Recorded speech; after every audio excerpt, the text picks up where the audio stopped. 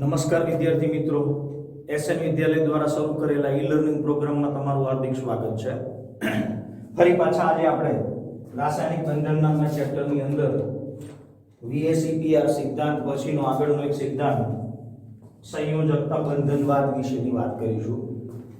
આમ તો સંયોજકતા બંધનવાદ એને તમારા અભ્યાસક્રમની અંદરથી દૂર કરી નાખેલો છે, પણ આગળ એક બે ટોપિક એવા છે કે જે આ સંયોજકતા બંધનવાદ ઉપર આધારિત છે. એટલે આપણે સંયોજકતા બંધનવાદ પહેલા સમજીશું અને પરમાણુકીય કક્ષકોનું સંમિશ્રણ થઈ અને કેવી રીતે સહસંયોજક બંધની રચના થાય છે એના અનુસંધાને સિગ્મા અને પાઈ જેવા બંધની પણ આપણે રચના સમજીશું. તો આજે સંયોજકતા બંધનવાદ એના વિશેની વાત કરીએ. આમ તો સહેલો છે સંયોજકતા બંધનવાદ.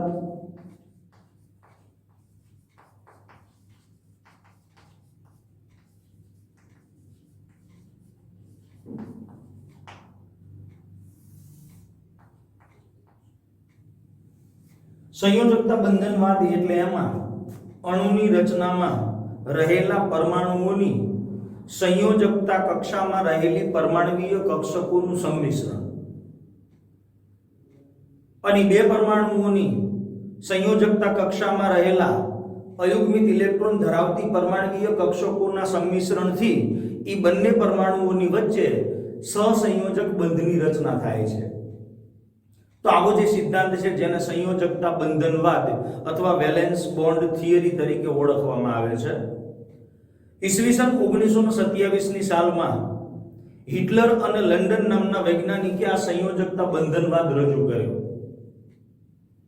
1927 ની સાલમાં હિટલર અને લંડન નામના વૈજ્ઞાનિકે આ સંયોજકતા બંધનવાદ રજૂ કર્યો.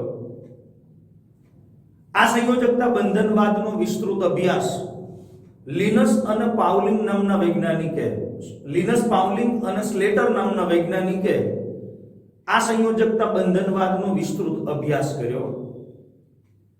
હવે આ સિદ્ધાંત શું કહેવા માંગે છે તો કે આ સિદ્ધાંતની અંદર અણુની અંદર રહેલા જે પરમાણુઓ છે એ પરમાણુઓની સંયોજકતા કક્ષામાં રહેલી અર્ધપૂર્ણ ભરાયેલી પરમાણુકીય કક્ષકો એકબીજાની નજીક આવે છે.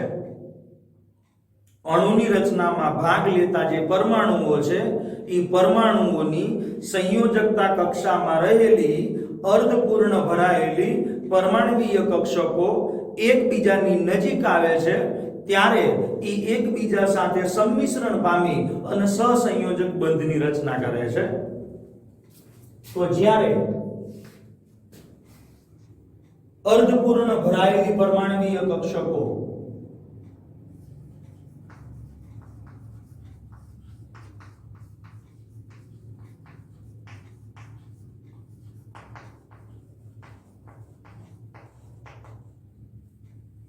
અણુની રચનામાં રહેલા પરમાણુઓની સંયોજકતા કક્ષામાં રહેલી અર્ધપૂર્ણ ભરાયેલી પરમાણુકીય કક્ષકો એકબીજાની નજીક આવે છે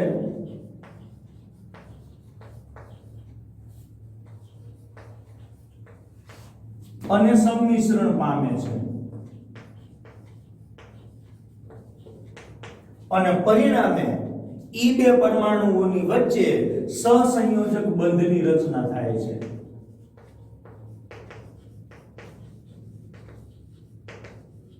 ટૂંકમાં સહસંયોજક બંધ એટલે ઇલેક્ટ્રોનની ભાગીદારી દ્વારા રચાતો હોય એવો બંધ. ટૂંકમાં અણુની રચનામાં જે પરમાણુઓ છે એ પરમાણુની સંયોજકતા કક્ષામાં રહેલી અર્ધપૂર્ણ ભરાયેલી પરમાણુકીય કક્ષકો એકબીજાની નજીક આવે ત્યારે એ પરમાણુકીય કક્ષકોનું સંમિશ્રણ થાય અને પરિણામે એમની વચ્ચે સહસંયોજક બંધની રચના થાય. ટૂંકમાં એક પરમાણુની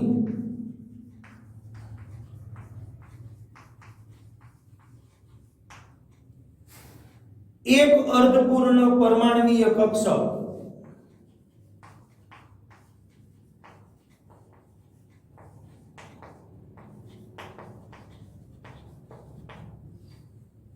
બીજા પરમાણુની એક અર્ધપૂર્ણ કક્ષક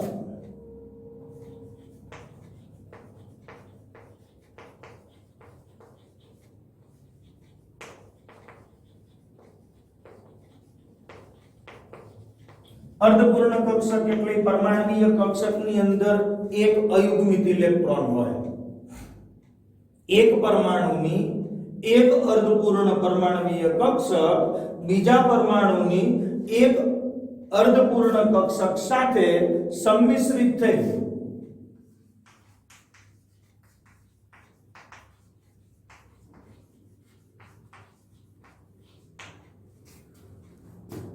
બે ઇલેક્ટ્રોનની ભાગીદારી એટલે એક ઇલેક્ટ્રોન આ અર્ધપૂર્ણ પરમાણ્વીય કક્ષકમાં રહેલો બીજા પરમાણુનો એક અર્ધપૂર્ણ પરમાણ્વીય કક્ષકમાં રહેલો એક ઇલેક્ટ્રોન બે એકબીજા સાથે સંમિશ્રિત થઈ બે ઇલેક્ટ્રોનની ભાગીદારી દ્વારા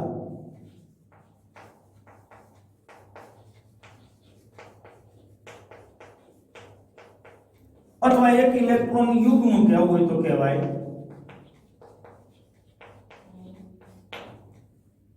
એક સહસંયોજક બંધની રચના કરે.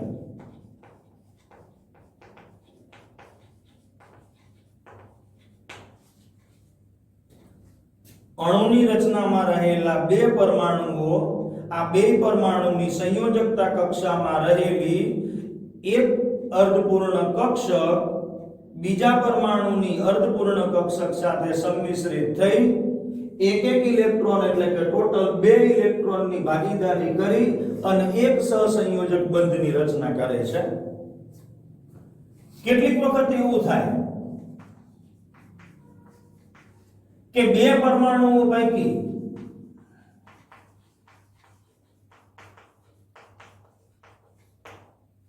બે પરમાણુઓ હોય બે પરમાણુઓ પૈકી કોઈ એક પરમાણુ પાસે પૂર્ણ ભરાયેલી કક્ષક હોય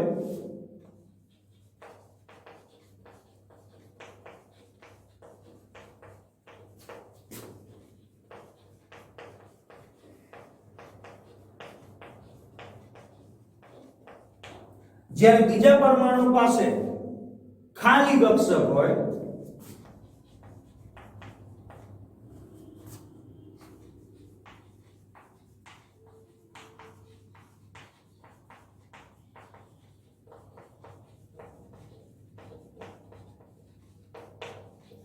ત્યારે શું થાય તો પણ આ બે પરમાણુઓ એકબીજા સાથે સંમિશ્રિત થાય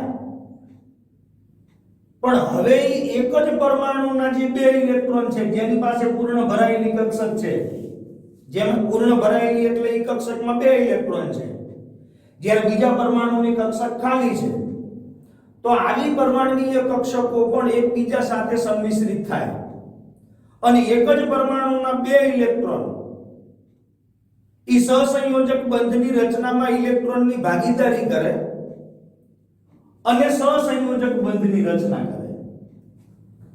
ક્યારેક બે પરમાણુઓ પૈકી એક પરમાણુ પાસે પૂર્ણ ભરાયેલી કક્ષક હોય જ્યારે બીજા પરમાણુ પાસે ખાલી કક્ષક હોય ત્યારે સંમિશ્રણ થાય અને બે પરમાણુની પરમાણ્વીય કક્ષકોનું સંમિશ્રણ થાય અને ત્યારે એક જ પરમાણુના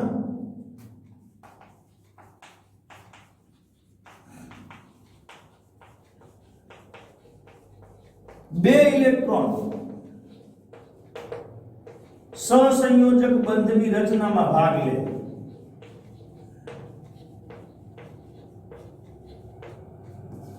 પણ એ વખતે જે બંધ રચાય ભાગીદારી દ્વારા ભાગીદારી પણ એમાં એક જ પરમાણુના બે ઇલેક્ટ્રોન બીજા પરમાણુની કક્ષક ખાલી હોય એ વખતે એક પરમાણુના જે બે ઇલેક્ટ્રોન છે એ બે ઇલેક્ટ્રોન બીજા પરમાણુની ખાલી કક્ષકની અંદર દાખલ થાય અને એને પરિણામે ઈ બે પરમાણુઓ વચ્ચે ઇલેક્ટ્રોનની ભાગીદારી દ્વારા સહસંયોજક બંધની રચના થાય.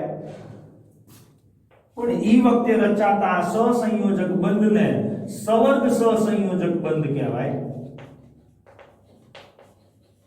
તો સવર્ગ સહસંયોજક બંધ અને સહસંયોજક બંધમાં આટલો ફેર.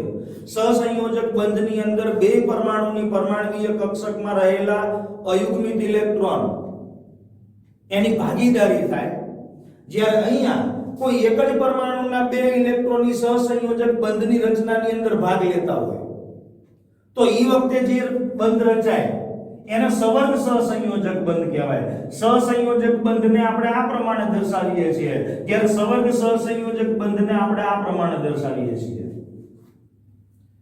જે પરમાણુ હોય એના બે ઇલેક્ટ્રોન બંધમાં ભાગ લેતા હોય ઈ પરમાણુથી જે પરમાણુની કક્ષક ખાલી હોય એના તરફ આ સવર્ગ સહસંયોજક બંધની રચના દોરવામાં આવે.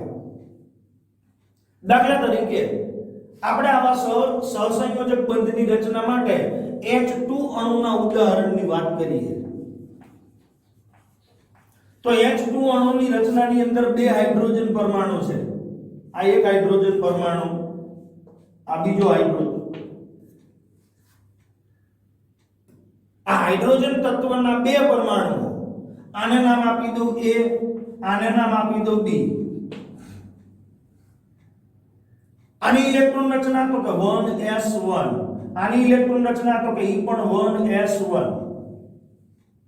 હાઇડ્રોજન તત્વના બે પરમાણુઓ, એકને નામ આપ્યું A, બીજાને નામ આપ્યું B. આ બંને પરમાણુના કેન્દ્રો તો કે આ હાઇડ્રોજન પરમાણુ એનું કેન્દ્ર ન્યુક્લિયસ, એને હું નામ આપી દઉં Na. આ બીજો હાઇડ્રોજન પરમાણુ, આ એનું ન્યુક્લિયસ, એને નામ આપી દઉં હું Nb. આનો ઇલેક્ટ્રોન, એને નામ આપી દઉં હું Ea. B નામનો હાઇડ્રોજન, એના ઇલેક્ટ્રોન, એને નામ આપી દઉં હું Eb. તો એ હાઇડ્રોજન તત્વના બે પરમાણુઓ A અને B જેમના કેન્દ્રો અનુક્રમે Na અને Nb છે, જ્યારે ઈ બે હાઇડ્રોજન પરમાણુમાં ઇલેક્ટ્રોન અનુક્રમે Ea અને Eb છે. હવે જ્યારે આ બે હાઇડ્રોજન પરમાણુઓ એકબીજાથી વધારે અંતરે હોય ત્યારે એમની વચ્ચે આંતર આકર્ષણ હોતું નથી. જ્યારે હાઇડ્રોજનના પરમાણુઓ એકબીજાથી દૂર હોય અથવા વધારે અંતરે હોય ત્યારે એમની વચ્ચે આંતર આકર્ષણ બળ હોતું નથી. પણ જ્યારે હાઇડ્રોજનના પરમાણુઓ એકબીજાની નજીક આવે ત્યારે એમની વચ્ચે આકર્ષણ અને અપાકર્ષણ એમ બે પ્રકારના બળ પ્રવર્તે. જ્યારે હાઇડ્રોજનના પરમાણુઓ એકબીજાની નજીક આવે ત્યારે એમની વચ્ચે આકર્ષણ અને અપાકર્ષણ એમ બે પ્રકારના બળો પ્રવર્તે. હવે આકર્ષણ બળ કયા?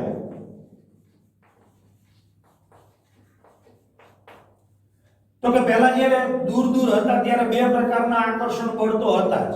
કયા? તો કે હાઇડ્રોજન પરમાણુનું કેન્દ્ર જે ધન વીજભારિત છે અને ઇલેક્ટ્રોન જે ઋણ વીજભારિત છે, એટલે આ બે વચ્ચે પ્રવર્તતું આકર્ષણ બળ. એટલે આકર્ષણ બળ એક Na અને Ea, આ એક આકર્ષણ બળ હતું જ પહેલા. એ જ રીતે બીજા હાઇડ્રોજન પરમાણુ એનું કેન્દ્ર Nb અને એના ઇલેક્ટ્રોન Eb, આ બે વચ્ચે પણ આકર્ષણ બળ પહેલેથી હતું જ.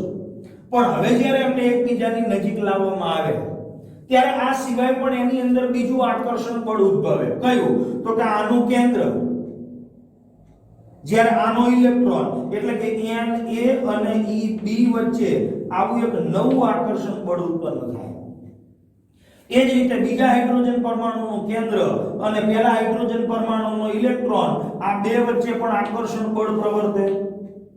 તો કે Nb અને Ea, આ આકર્ષણ બળ. પણ હવે જ્યારે નજીક લાવવામાં આવે ત્યારે એમની વચ્ચે આકર્ષણ બળની સાથે સાથે અપાકર્ષણ બળ પણ પ્રવર્તે. હવે અપાકર્ષણ બળ કયા? તો કે બે પરમાણુઓ જ્યારે નજીક આવે ત્યારે બે પરમાણુના કેન્દ્રો વચ્ચે અપાકર્ષણ બળ હોય, એટલે કે Na અને Nb વચ્ચે. નજીક લાવીએ એટલે બે પરમાણુના ઇલેક્ટ્રોન વચ્ચે પણ અપાકર્ષણ હોય, Ea અને Eb વચ્ચે. તો જ્યારે હાઇડ્રોજન પરમાણુઓ દૂર હોય ત્યારે એમની વચ્ચે આંતર આકર્ષણ હોતું નથી, એટલે બે પરમાણુની વચ્ચે. પણ જ્યારે એમને નજીક લાવવામાં આવે ત્યારે એમની વચ્ચે આવું એક નવું આકર્ષણ બળ અને આ પ્રકારના અપાકર્ષણ બળો પ્રવર્તે છે. આકર્ષણ બળ ઈ બંને પરમાણુઓને નજીક લઈ જવાનો પ્રયત્ન કરે છે, જ્યારે અપાકર્ષણ બળ ઈ બંને પરમાણુઓને એકબીજાથી દૂર લઈ જવાનો પ્રયત્ન અથવા દૂર ધકેલવાનો પ્રયાસ કરે છે. પણ પ્રયોગો દ્વારા એવું સાબિત થયું છે કે જ્યારે હાઇડ્રોજન પરમાણુઓ એકબીજાની નજીક આવે છે ત્યારે એમની વચ્ચે પ્રવર્તતા આકર્ષણ બળની માત્રા એ અપાકર્ષણ બળની માત્રા કરતા ઈ વધારે હોય છે અને પરિણામે આ બંને હાઇડ્રોજનના પરમાણુઓ એકબીજાની નજીક જાય છે અને ઈ બે પરમાણુની પરમાણુવીય કક્ષકો વચ્ચે સંમિશ્રણ થાય અને સહસંયોજક બંધની રચના થાય છે અને એ વખતે H2 અણુની રચના થાય છે અને ઈ હાઇડ્રોજન અણુની રચના થાય ત્યારે બંને હાઇડ્રોજન પરમાણુની જે સ્થિતિ ઊર્જા હતી ઈ H2 અણુની રચના થાય ત્યારે એની સ્થિતિ ઊર્જા ઈ ઘટે છે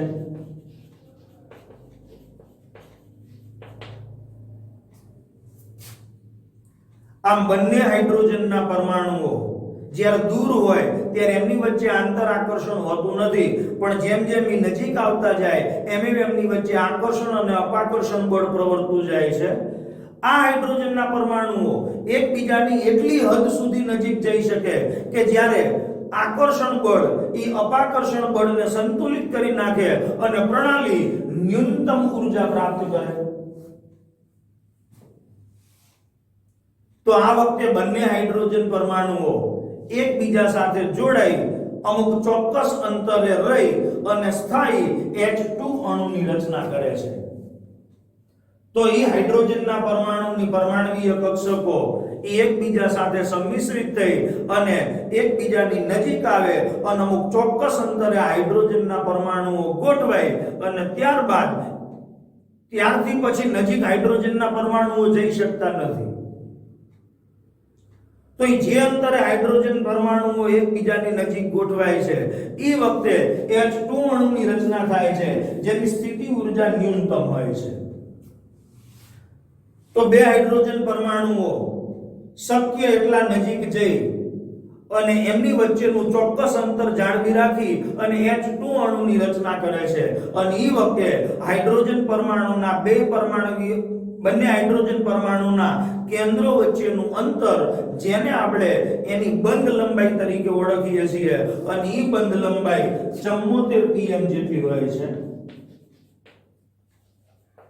તો બે હાઇડ્રોજન પરમાણુઓ 74 pm ના અંતરે એકબીજાની નજીક ગોઠવાઈ H2 અણુની રચના કરે કે જે વખતે એની સ્થિતિ ઊર્જા એનું મૂલ્ય ન્યૂનતમ હોય તો આ પ્રમાણે બે હાઇડ્રોજન પરમાણુઓ વચ્ચે રાસાયણિક બંધની રચના થાય છે તો જ્યારે બે હાઇડ્રોજનના પરમાણુઓ એકબીજાની નજીક આવે ત્યારે એની અંદરથી H2 અણુની રચના થાય અને H2 અણુની રચના દરમિયાન એમાંથી ઊર્જા છૂટી પડે અને ઈ ઊર્જા જેને આપણે હાઇડ્રોજન અણુની બંધ ઊર્જા અથવા તો બંધ એન્થાલ્પીના નામથી ઓળખીએ છીએ અને એનું મૂલ્ય 435.8 કિલો જૂલ પ્રતિ મોલ જેટલું હોય છે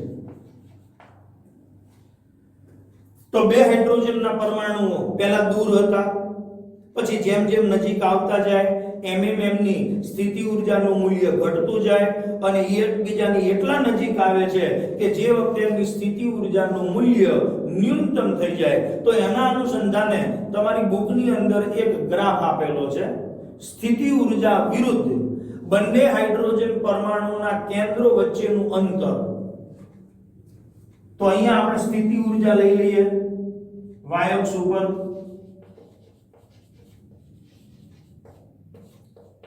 અહીંયા લઈ લઈએ આંતરકેન્દ્રીય અક્ષ આંતરકેન્દ્રીય જે પરમાણુ બે હાઇડ્રોજન પરમાણુના કેન્દ્રો છે એ બે હાઇડ્રોજન પરમાણુની પરમાણુવીય કક્ષકોનું સંમિશ્રણ થાય તો એ બે હાઇડ્રોજન પરમાણુના કેન્દ્રો વચ્ચેનું અંતર એટલે અહીંયા લઈએ આંતરકેન્દ્રીય અંતર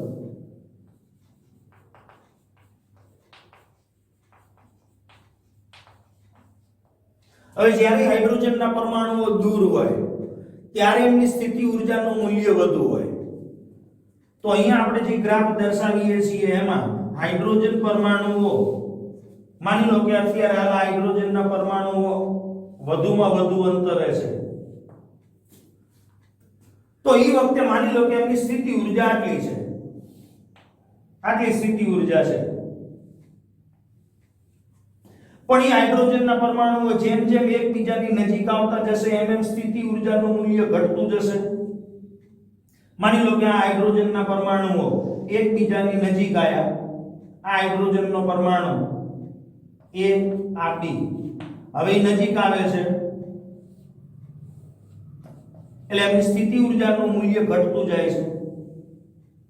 હજુ હાઇડ્રોજનના પરમાણુઓ નજીક આવે એટલે હજુ સ્થિતિ ઊર્જા ઘટે અને એક સમય એવો આવે કે હાઇડ્રોજનના પરમાણુઓ વચ્ચેની સ્થિતિ ઊર્જાનું મૂલ્ય ન્યૂનતમ થઈ જાય અને એ હાઇડ્રોજન પરમાણુના બે હાઇડ્રોજનના પરમાણુઓ એકબીજાની નજીક આવે અને જ્યારે એની સ્થિતિ ઊર્જાનું મૂલ્ય ન્યૂનતમ થઈ જાય એ વખતે હાઇડ્રોજન અણુની રચના થાય. એટલે આ H2 અણુ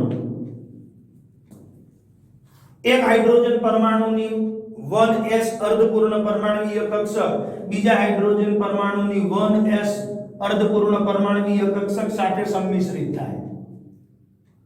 તો બે હાઇડ્રોજનના પરમાણુ હવે આનાથી વધારે નજીક જઈ શકવાના નથી. આ વખતે એની સ્થિતિ ઊર્જાનું મૂલ્ય ન્યૂનતમ છે. હજુ જો એમને વધારે નજીક લઈ જવામાં આવે તો હવે એની સ્થિતિ ઊર્જાનું મૂલ્ય ધીમે ધીમે વધતું જાય છે. તો બંને હાઇડ્રોજન પરમાણુ જ્યારે દૂર હતા ત્યારે એમની સ્થિતિ ઊર્જા વધુ હતી પણ જેમ જેમ નજીક આવતા ગયા એમ સ્થિતિ ઊર્જાનું મૂલ્ય ઘટતું ગયું અને જ્યારે H2 અણુની રચના થઈ એ વખતે સ્થિતિ ઊર્જાનું મૂલ્ય ન્યૂનતમ થઈ જાય છે અને હવે આનાથી વધારે નજીક હાઇડ્રોજન પરમાણુઓ જઈ શકતા નથી અને જો લઈ જવામાં આવે તો ફરી પાછી એમની સ્થિતિ ઊર્જાનું મૂલ્ય વધતું જાય. તો જ્યારે સ્થિતિ ઊર્જા ન્યૂનતમ હોય છે એ વખતે હાઇડ્રોજન પરમાણુના બે કેન્દ્રો વચ્ચેનું જે અંતર છે એ અંતરને આપણે એ હાઇડ્રોજન અણુમાં રહેલા બંધની બંધ લંબાઈ કહીએ છીએ અને એ બંધ લંબાઈ 74 pm હોય છે અને આ જે છે એ હાઇડ્રોજન અણુની બંધ ઊર્જા છે.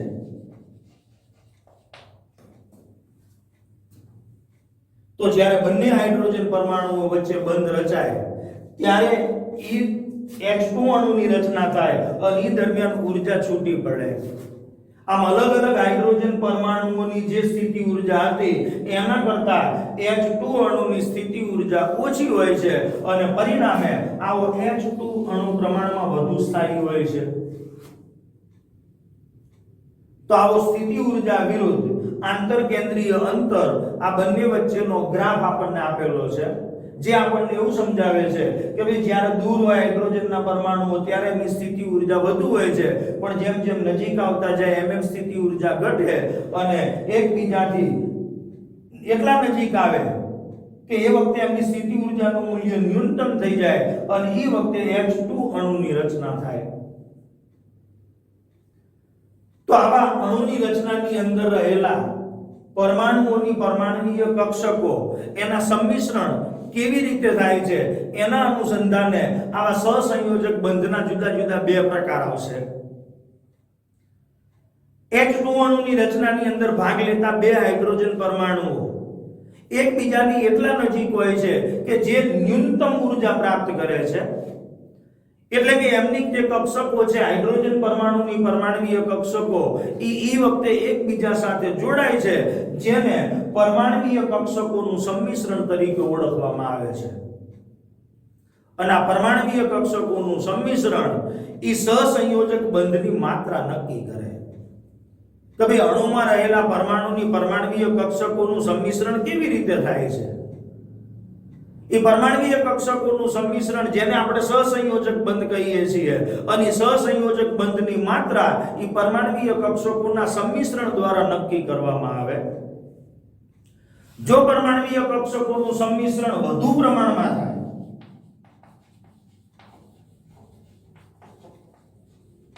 તો એ વખતે સિગ્મા નામનો સહસંયોજક બંધ રચાય. એટલે સહસંયોજક બંધના બે પ્રકાર છે, એક સિગ્મા અને બીજો પાઈ.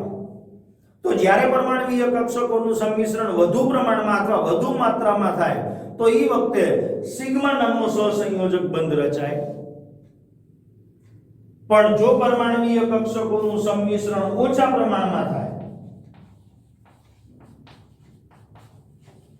તો એ વખતે પાઈ નામનો સહસંયોજક બંધ રચાય. તો પરમાણુય કક્ષકોના સંમિશ્રણની માત્રા ઉપરથી આપણે એમની વચ્ચે રચાતા બંધ વિશેની માહિતી આપી શકીએ કે જો પરમાણુય કક્ષકોનું સંમિશ્રણ વધુ પ્રમાણમાં થાય તો સિગ્મા નામનો સહસંયોજક બંધ રચાય અને જો પરમાણુય કક્ષકોનું સંમિશ્રણ ઓછું થાય તો એમની વચ્ચે પાઈ નામનો સહસંયોજક બંધ રચાય. ટૂંકમાં એ સહસંયોજક બંધની રચનાની અંદર ભાગ લેતા જે પરમાણુની પરમાણુય કક્ષકો છે એ પરમાણુય કક્ષકમાં રહેલા અયુગ્મિત ઇલેક્ટ્રોન કે જેમાં રહેલા ઇલેક્ટ્રોનનું ભ્રમણ પરસ્પર વિરુદ્ધ હોય છે અને આવા સંયોજકતા કક્ષાના અર્ધપૂર્ણ ઇલેક્ટ્રોન ધરાવતી પરમાણુય કક્ષકો જેમને ભ્રમણની દિશા પરસ્પર વિરુદ્ધ હોય આ બે વચ્ચે ઇલેક્ટ્રોનની ભાગીદારી દ્વારા સહસંયોજક બંધની રચના થાય છે. તો આવા બે પ્રકારના સહસંયોજક બંધ આવશે, એક સિગ્મા અને બીજો પાય. તો આપણે સિગ્મા અને પાય આવા બે બંધ વિશેની માહિતી આપણે તમને આપીશું. તો ભાઈ સિગ્મા બંધ ક્યારે બને, સિગ્મા બંધ કોને કહેવાય?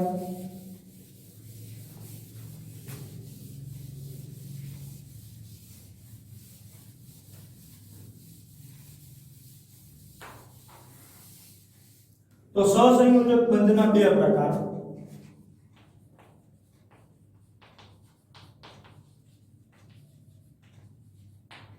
એક સિગ્મા અને બીજો છે પાય. તો બે વચ્ચેનો તફાવત જોઈ લઈએ એટલે બે વિશેની માહિતી આવી જશે. હવે સિગ્મા પ્રકારનો જે સહસંયોજક બંધ છે એની અંદર અણુની રચનામાં ભાગ લેતા પરમાણુની પરમાણુય કક્ષકોનું અક્ષ ઉપર સંમિશ્રણ થાય. આ પ્રકારનો સિગ્મા પ્રકારનો જે સહસંયોજક બંધ છે એમાં બંને પરમાણુની જે પરમાણુય કક્ષકો છે એનું અક્ષ ઉપર સંમિશ્રણ થાય અને જ્યારે અક્ષ ઉપર સંમિશ્રણ થાય ત્યારે બંને પરમાણુની પરમાણુય કક્ષકોના છેડા એકબીજા સાથે સંમિશ્રિત થાય. તો આ પ્રકારનો જે બંધ છે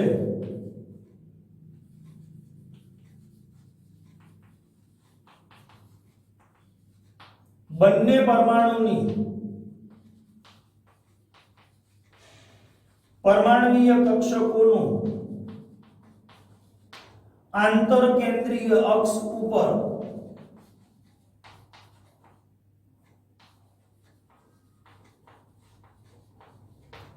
પરમાણુય કક્ષકોના છેડા પરના સંમિશ્રણથી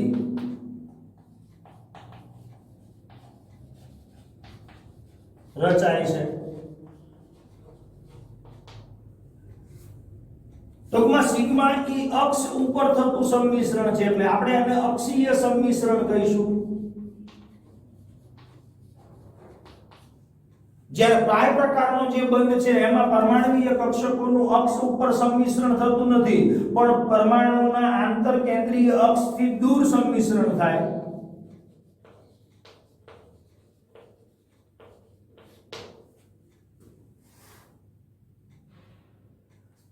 તો સિગ્મા પ્રકારનો સહસંયોજક બંધ કે જેની અંદર બંને પરમાણુની પરમાણુય કક્ષકોનું આંતરકેન્દ્રીય અક્ષ ઉપર બંને પરમાણુની પરમાણુય કક્ષકોના છેડા પરના સંમિશ્રણ દ્વારા રચાય છે.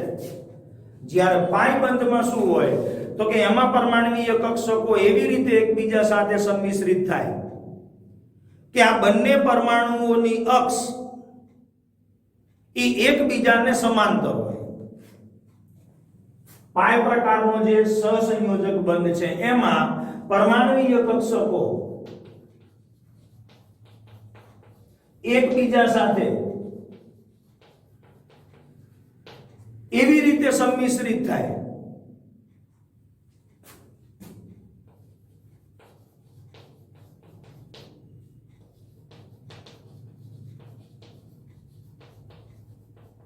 કે જેમાં એમની અક્ષ એકબીજાને સમાંતર રહે.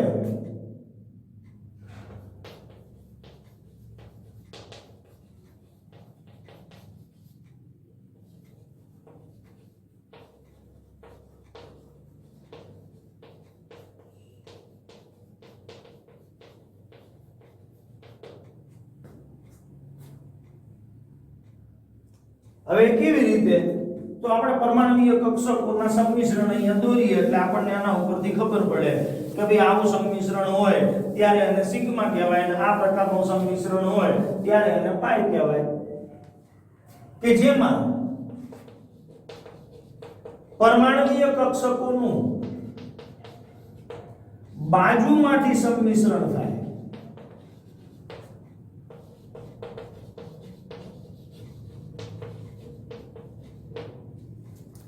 દાખલા તરીકે SS પરમાણુય કક્ષક હોય, દાખલા તરીકે હાઇડ્રોજન અણુની વાત કરી આપણે તો એમાં એક હાઇડ્રોજન પરમાણુની 1s કક્ષક, s કક્ષક ગોળાકાર છે આપણને ખબર છે. બીજા પરમાણુની 1s કક્ષક ઈ પણ ગોળાકાર છે આપણને ખબર છે. તો આ બે હાઇડ્રોજન પરમાણુની SS કક્ષક વચ્ચેનું જોડાણ થઈ અને અણુની રચનામાં ઈ પરમાણુય કક્ષકો આ પ્રમાણે સંમિશ્રિત થાય કે જેનું અક્ષ ઉપર સંમિશ્રણ થાય.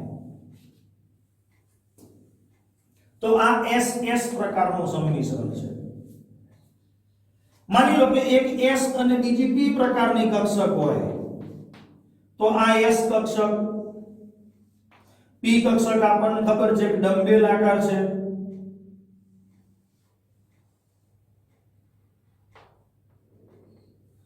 તો S અને P કક્ષકનું સંમિશ્રણ આ પ્રકારે થાય.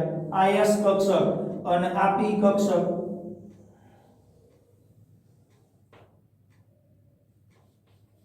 આ પ્રમાણે.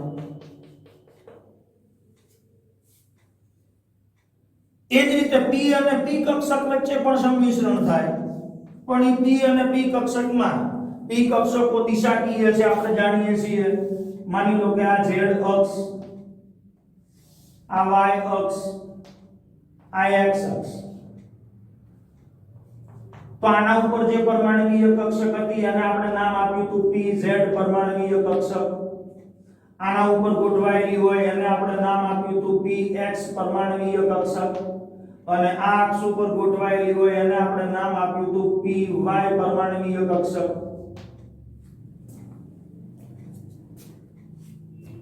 તો જે પરમાણુય કક્ષકો છે, હવે આ નામ આપણે ગમે તે રીતે આપી શકીએ છીએ. આને તમે X કહી શકો, આને Y કહી શકો, આને Z કહી શકો. તો બુકની અંદર જે આપણને પરમાણુય કક્ષકો આપેલી છે એ પરમાણુય કક્ષકોમાં આ જે કક્ષક છે એને Z નામ આપેલું છે. ઈ જે કક્ષક છે એને Z નામ આપેલું છે. જેના બાકીનામાંથી X અને Y આપણે ગમે એને કહી શકીએ છીએ. તો PZ પ્રકારની જે પરમાણુય કક્ષક છે, માની લો કે આ એક PZ પરમાણુય કક્ષક છે, આ બીજી PZ પરમાણુય કક્ષક છે.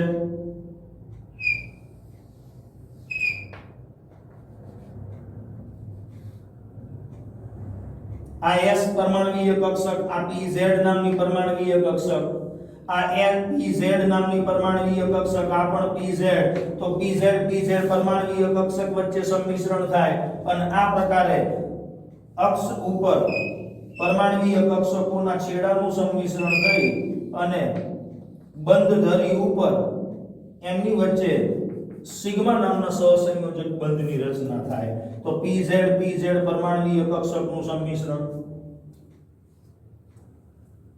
તો જ્યારે પરમાણુય કક્ષકોનું છેડા ઉપરથી સંમિશ્રણ થાય, બંધ ધરીની ઉપર અથવા અક્ષની ઉપર સંમિશ્રણ થાય, ત્યારે એવા બંધને આપણે સિગ્મા અથવા તો અક્ષીય સંમિશ્રણ તરીકે ઓળખીએ છીએ.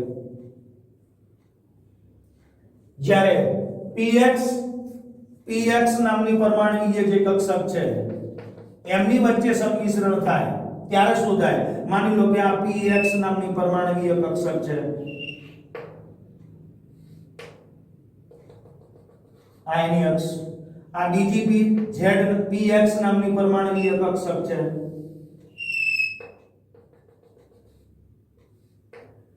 તો આપણે એવું કીધું છે પરમાણુય કક્ષકો એકબીજા સાથે એવી રીતે સંમિશ્રિત થાય કે એમની પરમાણુય કક્ષકોની અક્ષ એકબીજાને સમાંતર રહે અને એ પરમાણુય કક્ષકોનું સંમિશ્રણ થાય ત્યારે એ પરમાણુય કક્ષકો એકબીજા સાથે આ પ્રમાણે બાજુમાંથી સંમિશ્રિત થાય, એના છેડાનું સંમિશ્રણ થતું નથી. આ પ્રમાણે તો px નામની પરમાણવીય કક્ષક એનું છેડા ઉપરથી સંમિશ્રણ થવાના બદલે બાજુમાંથી સંમિશ્રણ થાય તો એવો જે બંધ છે એને આપણે પાઈ બંધના નામથી ઓળખીએ છીએ અથવા જેનું અક્ષથી દૂર સંમિશ્રણ થાય બંધ ધરી ઉપરની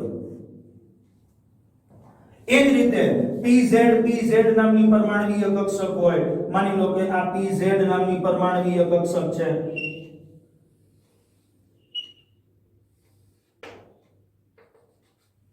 આ બીજી pz નામની pz ત્યાં py નામની પરમાણવીય કક્ષક છે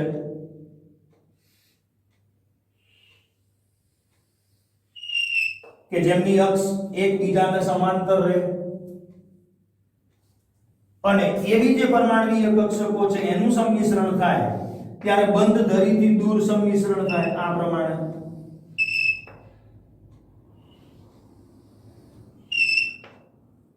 તો છેડા ઉપરથી સંમિશ્રણ થાય ત્યારે એના દ્વારા જે બંધ રચાય py નામની પરમાણવીય કક્ષક વચ્ચે ત્યારે એને પણ આપણે પાય બંધ તરીકે ઓળખીશું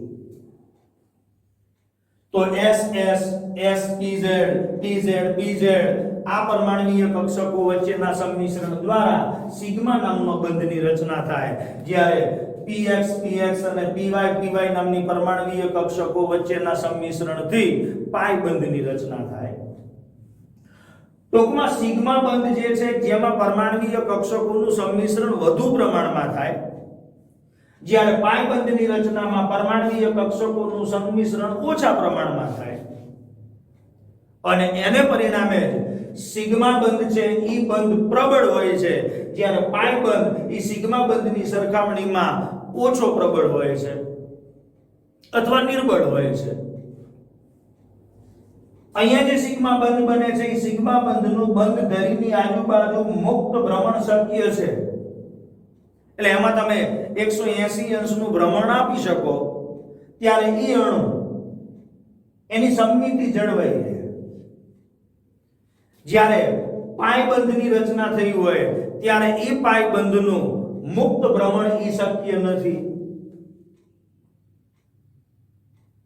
બીજું સિગ્મા બંધની અંદર ભાગ લેતી જે સંયોજકતા કક્ષકો છે ઈ સંકરણમાં ભાગ લે છે એટલે આ પરમાણવીય કક્ષકો સંકરણમાં ભાગ લે અને એમની વચ્ચે સિગ્મા બંધની રચના થાય જ્યારે આ પરમાણવીય કક્ષકો છે px કે py ઈ સંકરણમાં ભાગ લેતી નથી અને એને પરિણામે એમની વચ્ચે આવો નિર્બળ પાઈ બંધની રચના થાય તો ss pz આવી પરમાણવીય કક્ષકોના સંમિશ્રણથી સિગ્મા બંધ રચાય જ્યારે px py પરમાણવીય કક્ષકોના સંમિશ્રણથી પાઈ બંધની રચના થાય તો આ પ્રમાણે સંયોજકતા બંધનવાદના આધારે સહસંયોજક બંધના આવા બે પ્રકાર વિશેની આપણે અહીંયા રજૂઆત કરી આમ તો સંયોજકતા બંધનવાદ તમારા અભ્યાસક્રમમાં છે જ નહીં પણ સંયોજકતા બંધનવાદના આધારે જ આપણે આ પરમાણવીય કક્ષકોના સંમિશ્રણની વાત રજૂ કરી શકીએ હવેના વિડિયોની અંદર આપણે પરમાણવીય કક્ષકોના સંમિશ્રણ દ્વારા રચાતા સંકરણ વિશેની માહિતી આપીશું જેની ચર્ચા આપણે આગળના વિડિયોમાં કરીશું નમસ્કાર